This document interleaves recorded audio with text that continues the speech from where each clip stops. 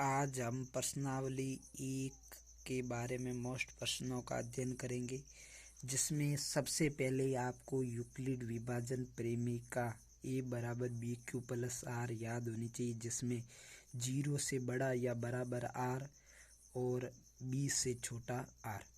उसके बाद में यूक्लिड विभाजन परिमेयका का प्रयोग करके एचसीएफ ज्ञात करना। 196 और 38,220 का एचसीएफ यूक्लिड विभाजन परिमेयका का प्रयोग करके ज्ञात करना था, 2012 में आया था। उसके बाद में देखते ये एचसीएफ ज्ञात करना।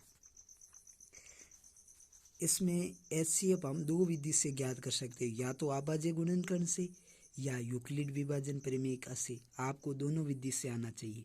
यदि आपको दोनों विधि से आ रहा है तो आप चाहे उससे कर सकते हो।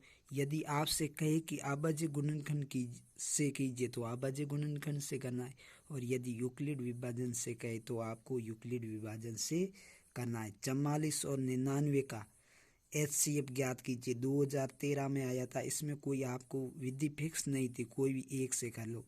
96 और 404 का एचसीएफ ज्ञात कीजिए, ये आया था 2015 में। इसको आभाज्य गुणनखंड विधि से ज्ञात करना था। 375 और 675 का आभाज्य गुणनखंड विधि द्वारा एचसीएफ ज्ञात करना था, ये 2016 में आया था। उसके बाद में एक सवाल आया है 2014 में। इसमें आपको एचसीएफ और एलसीएम दोनों ज्ञात करने थे 2014 में। 180, 72 और 252 2014 में आया था, जिनका एचसीएफ और एलसीएम दोनों ज्ञात करने थे। उसके बाद में 170 है, पहली संख्या गुणा दूसरी संख्या बराबर एचसीएफ गुणा एलसीएम। इसके आधारित कुछ सवाल आए। एक पहले आया है, ये 2017 में आया है। दो पूर्णांकों का एचसीएफ व एलसीएम क्रमशः 12 और 336 है।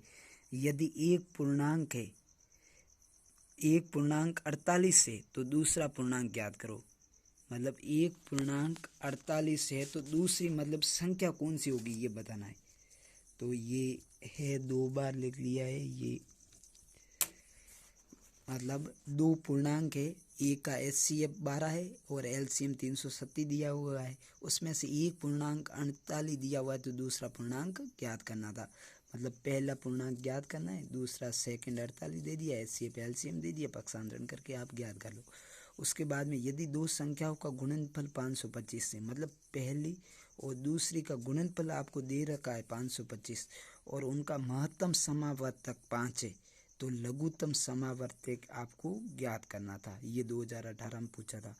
और उसके बाद में 2020 में सवाल आया था, दो संख्याओं का गुणनफल 12,960 है और एचसीएफ 18 है, तो आपको क्या ज्ञात करना था? एलसीएम मतलब लघुत्तम समावर्ती, एचसीएफ महत्तम समावर्ती।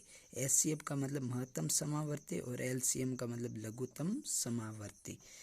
ये मतलब इसमें ये पहली संख्या गुणा दूसरी संख्या बराबर एचसीएफ एलसीएम वाला ज़्यादा पूछे, और एक पूछा एचसीएफ और एचसीएफ ज्ञात करना, और एक एचसीएफ और एलसीएम ज्ञात करना। एचसीएफ तो आभाज्य गुणनखंड से कहे तो आभाज्य गुणनखंड से, और यूक्लिड विभाजन परिमेयका से ज्ञात कर सकते। उसके बाद में देखिए अपरिमेय संख्या सिद्ध करना। आपको देगा कि सिद्ध करो 7√5 एक अपरिमेय संख्या है, सिद्ध करो √3 एक अपरिमेय संख्या है, सिद्ध करो √6 एक अपरिमेय संख्या है। देखिए 2019 में पूछा था सिद्ध करो 7√5 एक अपरिमेय संख्या है। 2017 में पूछा था √3 एक अपरिमेय संख्या है, और 2016 में पूछा था √6 एक अपरिमेय संख्या है। और एक नंबर में ऐसे भी आ सकता है, संख्या 3/625 का प्रसार शांत है या अशांत, इसे दशमलव रूप में लिखो, ऐसा 2014 में आया था। अब अपरिमेय संख्या कौन कौन सी होती है ये देखो। अपरिमेय संख्या जो रूट में आती है ना, वो सभी अपरिमेय होती है। जैसे √24, √2 और √25 ये परिमेय होगी। क्यों?